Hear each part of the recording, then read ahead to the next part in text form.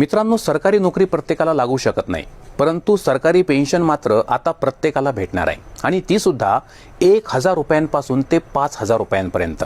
बरं, याच्यासाठी आपण करायचं काय? छोटंसं काम आहे, जवळच्या पोस्ट ऑफिसमध्ये किंवा एखाद्या नॅशनलाइज बँकेमध्ये आपण जायचंय आणि अटल पेन्शन योजनेचा फॉर्म भरायचा आहे।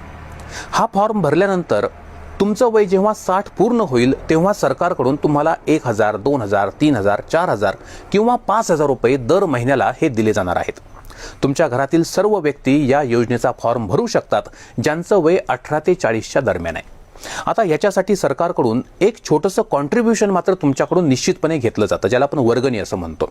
जर तुम्हाला दर महिन्याला 1000 रुपये पेन्शन हवी असेल तर तुम्हाला फक्त 42 रुपये दर महिन्याला भरायचे आहेत। बरं, हे पैसे भरण्यासाठी प्रत्येक वेळी बँकेत किंवा त्या पोस्टात जायची गरज नाही। तुमचं जे बचत खातं आहे, सेव्हिंग्ज बँक अकाउंट, त्या अकाउंटमधून हे पैसे ऑटोमॅटिकली कट केले जातात। फक्त 42 रुपयात तुम्हाला दरवर्षी 1000 रुपये सरकारकडून पेन्शन मिळणार आहे। जर तुम्हाला 2000 रुपये पेन्शन हवी असेल तर तुम्हाला 84 रुपये द्यावे लागतील। जर तुम्हाला 3000 रुपये पेन्शन हवी तर तुम्हाला 126 रुपये वर्गणी बसेल।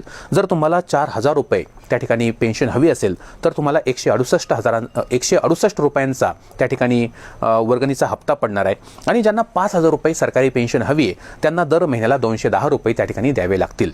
तुम्ही वयाच्या 60 पर्यंत हे पैसे सरकारला द्या आणि वयाच्या 60 नंतर सरकार तुम्हाला प्रत्येक महिन्याला 1000 पासून 5000 पर्यंत त्या ठिकाणी ती पेन्शन देणार आहे। आता ही पेन्शन कधीपर्यंत मिळते? जोपर्यंत तुमचा मृत्यू होत नाही तोपर्यंत, म्हणजे तुम्ही हयात असेपर्यंत। आणि तुमच्यानंतर तुमचा जो जोडीदार आहे, म्हणजे तुमची पती किंवा पत्नी आहे, तर त्याला सुद्धा या योजनेचा हयात असेपर्यंत म्हणजे मृत्यू होईपर्यंत लाभ मिळतो।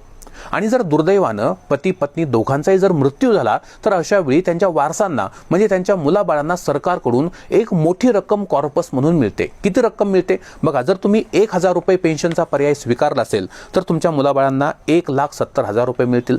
जर तुम्ही 2000 रुपयांचा त्या ठिकाणी पर्याय निवडला असेल तर तुम्हाला 3.5 लाख रुपये मिळतात।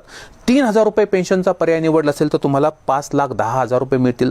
जर तुम्हाला 4000चा पर्याय आहे पेन्शनचा तर तुमच्या मुलाबाळांना 6,80,000 आणि 5000 रुपये जर पेन्शनचा पर्याय निवडला असेल तर तुम्हाला 8,50,000 रुपये तुमच्या मुलाबाळांना त्या ठिकाणी कॉर्पस स्वरूपात मिळणार आहेत। अतिशय चांगली योजना आहे। आता ही योजना पती पत्नी एकाच वेळी दोघं पण या योजनेचा लाभ घेऊ शकतात, कारण लिमिट हे 5000चं आहे। जर तुम्हाला अजून जास्त त्या ठिकाणी पेन्शन हवी असेल तर पती आणि पत्नी दोघांनी पण हा फॉर्म भरून टाका आणि तुम्हाला त्या ठिकाणी 5 अधिक 5 10,000 रुपयांपर्यंत ही जी पेन्शन आहे ती सरकारी पेन्शन मिळू शकते।